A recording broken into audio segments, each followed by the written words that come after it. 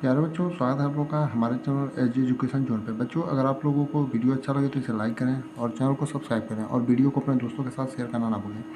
आज हम देखेंगे आपके रसायन विज्ञान के कुछ महत्वपूर्ण प्रश्न जो कि आपकी पूरी किताब से हैं। और ये जो 50 प्रश्न हैं, इन्हीं 50 प्रश्नों पर हमें जो 4 से 5 महीने बचे हैं उसमें काम करना है। यानी कि इन 50 प्रश्नों को पूरे उत्तर के साथ आपको कल से एकदम आंसर के साथ आपको सभी विषयों के पूरे आंसर के साथ क्वेश्चन जो है, महत्वपूर्ण क्वेश्चन जो आपकी यूपी बोर्ड एग्जाम 2025 में आएंगे, सब आंसर के साथ मिलेंगे। बच्चों, आइए देखते हैं कौन कौन से प्रश्न हैं जिनमें 50 प्रश्नों को आपको तैयार करना है। पहला प्रश्न है नरनष्ट समीकरण, यानी कि नरनष्ट समीकरण क्या होता है। इसमें कुछ प्रश्न ऐसे हैं जिनका आंसर हमने पहले ही करा रखा है, तो उनका आंसर नहीं कराएंगे, उन्हें आप लोग वीडियो प्लेलिस्ट से जाके देख लीजिएगा। जैसे पहला और दूसरा प्रश्न है, इनका आंसर हमने पहले ही करा दिया है। आपका पहला प्रश्न है नरनष्ट समीकरण, यानी नरनष्ट समीकरण क्या है ये आपको बताना रहेगा। दूसरा हेनरी का नियम, हेनरी के नियम के बारे में आपको बताना रहेगा। तीसरा है मोलरता को परिभाषित कीजिए, यानी मोलरता की परिभाषा क्या होती है, ऐसे करके भी पूछ सकते हैं। आप मोलरता को परिभाषित कीजिए, या मोलरता से आप क्या समझते हैं, ऐसे भी करके पूछ सकता है। अगला है मोललता को परिभाषित किया, यानी मोलरता और मोललता दोनों का परिभाषा पूछ सकता है, यानी मोललता को परिभाषित कर दीजिए, ऐसे करके क्वेश्चन आपसे पूछ सकता है। उसके बाद पांचवा प्रश्न जो है ग्राम अणुक उन्नयन स्थिरांक किसे कहते हैं, यानी जो ग्राम अणुक उन्नयन स्थिरांक होता है उसे किस प्रकार आप या किसे कहते हैं, ग्राम अणुक उन्नयन स्थिरांक किसे कहते हैं, इसको आपको बताना रहेगा। अगला है राउल्ट का नियम लिखिए एवं सीमाएं बताइए। राउल्ट का नियम भी हमने पहले से ही बता रखा है, इसको भी आप लोग जाकर के वीडियो की लिस्ट से देख सकते हैं। यानी कि हमने पहले ही कहा था जिस क्वेश्चनों का आंसर हमने करा दिया उनका आंसर नहीं कराएंगे, जो बचे हुए क्वेश्चन हैं उनका आंसर आपको सिर्फ कराया जाएगा। जैसे राउल्ट का नियम लिखिए एवं सीमाएं बताइए। अब अगला है कोलराउस का नियम एवं इसके अनुप्रयोग। कोलराउस का नियम भी पहले से ही करा रखा है, तो कोलराउस के नियम को भी नहीं करना है। यानी कि इसमें से 50 प्रश्नों में से 50 प्रश्नों में ये नहीं है कि 50 ही प्रश्न बनेंगे। कुछ न्यूमेरिकल हैं तो न्यूमेरिकल में 8-10 बन सकते हैं, तो बढ़ेंगे एक टॉपिक के रूप में अभी आप इसको देख सकते हैं। यानी कि कुछ तो डायरेक्टली प्रश्न हैं और कुछ टॉपिक हैं। अगला है मोल अंश को परिभाषित कीजिए, यानी मोल अंश क्या होता है उसकी परिभाषा आपको बताना रहेगा, और पूरा सूत्र के साथ, यानी सूत्र भी आपको स्थापित करना रहेगा। अगला है द्रव्यमान प्रतिशत क्या होता है, यानी द्रव्यमान प्रतिशत जो है वो क्या होता है, इसके बारे में आपको बताना रहेगा। अगला हार्डी-सूल्जे का नियम, यानी कि आपका एक हार्डी-सूल्जे का नियम होता है, उसके बारे में आपको पढ़ना रहेगा। उसके बाद है अनआदर्श विलयन राउल्ट नियम का पालन क्यों नहीं करता है, यानी कि अनआदर्श जो विलयन होता है वो राउल्ट के नियम का पालन क्यों नहीं करता है, ये कारण आपको बताना रहेगा। अगला है 1 बिलियन में 40 ग्राम NaOH को 500 ml जल में घोला गया है, इसकी मोलरता एवं नॉर्मलता की गणना कीजिए। ये आपका न्यूमेरिकल ही है, जिसको हमने आपके जो बिलियन चैप्टर होता है उससे एक न्यूमेरिकल भी उठा लिया है। इस न्यूमेरिकल को भी हम सॉल्व कराएंगे। न्यूमेरिकल बार बार रिपीटेड रहा है, इसलिए हमने इसे डायरेक्टली लिख लिया है। अगला यानी कि 13वां जो हमारा प्रश्न है वो प्रथम कोटि की अभिक्रिया का व्यंजक प्राप्त कीजिए, यानी जो प्रथम कोटि की अभिक्रिया होती है उसका सूत्र आपको पूरा निगमन के साथ प्राप्त करना रहेगा। अगला है हैलोजन रंगीन क्यों होते हैं, यानी हैलोजन जो होते हैं वो रंगीन क्यों होते हैं उसका कारण आपको बताना रहेगा। यानी कि हमने पहले भी बता रखा है कि आप लोगों को जो इसका है कल से आंसर के साथ पूरा प्रॉपर हर सब्जेक्ट का कक्षा 12वीं का मिलेगा, और 10वीं के लिए आप लोग SSC SG ड्रीम स्टडी जो हमारा चैनल है उसको सब्सक्राइब कर लीजिए।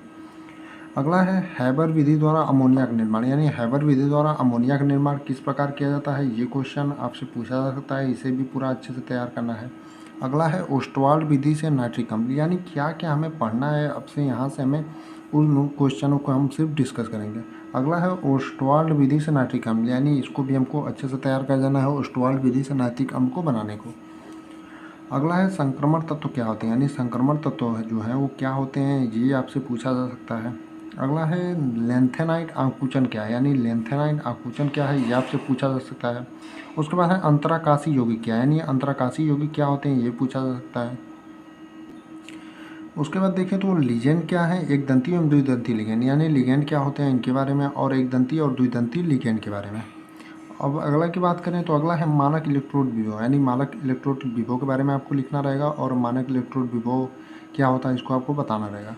अगला है अर्धसेल को उदाहरण द्वारा समझाएं, यानी अर्धसेल जो होता है उसको उदाहरण द्वारा आपको समझाना रहेगा। आप लोग परेशान ना होइएगा, इन सभी प्रश्नों के उत्तर कल से आपको मिलेंगे, यानी जो प्रश्न हमने करा दिए उनके उत्तर नहीं मिलेंगे, बाकी जो छूटे हुए प्रश्न हैं उन सभी के उत्तर आपको कल से मिलने प्रारंभ हो जाएंगे, यानी बारी बारी से 2-3 क्लासों में सभी को करा दिया जाएगा। अगला है अभिक्रिया की कोटि व आणविकता समझे, यानी अभिक्रिया की कोटि जो होती है वो आणविकता में अंतर समझे। ये डायरेक्टली अंतर से क्वेश्चन पूछता है, लेकिन हमने यहाँ पर लिखा है अभिक्रिया की कोटि व आणविकता समझे। अगला है प्रथम कोटि की अभिक्रिया के वेग स्थिरांक को व्यंजक, यानी प्रथम कोटि की जो अभिक्रिया होती है उसके वेग स्थिरांक का व्यंजक आपको प्राप्त करना रहेगा। दूसरा है प्रथम कोटि की अभिक्रिया का अर्धायुकाल, यानी प्रथम कोटि की जो अभिक्रिया होती है उसका अर्धायुकाल की गणना करनी रहेगी। अगला है अभिक्रिया के वेग से आप क्या समझते हैं, यानी अभिक्रिया का जो वेग होता है उससे आप क्या समझते हैं, इसके बारे में आपको लिखना रहेगा। अगला है प्रथम कोटि की अभिक्रिया से न्यूमेरिकल, यानी हमने जो बोला था न्यूमेरिकल भी प्रश्न यहाँ से उठते हैं। तो न्यूमेरिकल प्रश्न में ये नहीं है कि एक ही प्रश्न होगा, न्यूमेरिकल में जितने प्रकार के रहेंगे सभी को कराया जाएगा। अब आगे बात करें तो दिया है अंतरा हैलोजन यौगिक, यानी अंतरा हैलोजन यौगिक क्या होते हैं। अगला हैलोजन रंगीन क्यों होते हैं, ये आपको बताना रहेगा कि हैलोजन रंगीन क्यों होते हैं। उसके बाद दिक्कन विधि द्वारा क्लोरीन का निर्माण, यानी दिक्कन जो विधि होती है उसके द्वारा क्लोरीन कैसे बनाया जाता है, ये आपको बताना रहेगा। अगला ओजोन के औद्योगिकीकरण, यानी ओजोन को औद्योगिक तरीके से कैसे बनाया जा सकता है ये। उसके बाद संकुल यौगिक का यूपीएससी नामकरण, यानी इसमें भी आपके बहुत सारे क्वेश्चन आ जाएंगे। संकुल विधि, संकुल यौगिक जो होते हैं उनका यूपीएससी नामकरण, तो इसमें एक ही संकुल यौगिक तो होता नहीं है, विभिन्न प्रकार के होते हैं, तो सभी का यूपीएससी नामकरण। अगला संयोजकता अबंध सिद्धांत, यानी संयोजकता अबंध सिद्धांत वीवीटी क्या होता है इसके बारे में। उसके बाद क्रिस्टल क्षेत्र सिद्धांत, यानी सीएफटी क्रिस्टल फील्ड थ्योरी। अगला है एथिल ब्रोमाइड बनाने की प्रयोगशाला विधि, यानी एथिल ब्रोमाइड प्रयोगशाला में किस प्रकार से बनाया जाता है इसके बारे में आपको पूरा डिटेल में हम आंसर के साथ कल से बताएंगे। अभी ये सिर्फ आपके साथ प्रश्न डिस्कस किए जा रहे हैं कि किन किन प्रश्नों पर अब आपको यहाँ से काम करना है।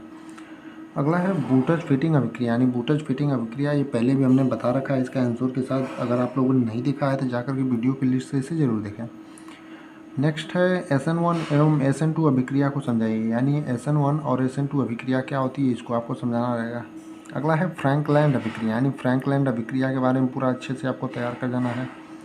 अगला है अल्कोहल की पहचान की विधि, यानी अल्कोहल की पहचान की कौन कौन सी विधियाँ होती हैं इसको आपको पूरा तैयार करना है। अगला विलियमसन विधि द्वारा ईथर, यानी विलियमसन विधि द्वारा ईथर बनाने की जो प्रक्रिया है इसको। अगला है विक्टर मेया परीक्षण को समझे, यानी विक्टर मेया जो परीक्षण है इसको आपको समझाना है।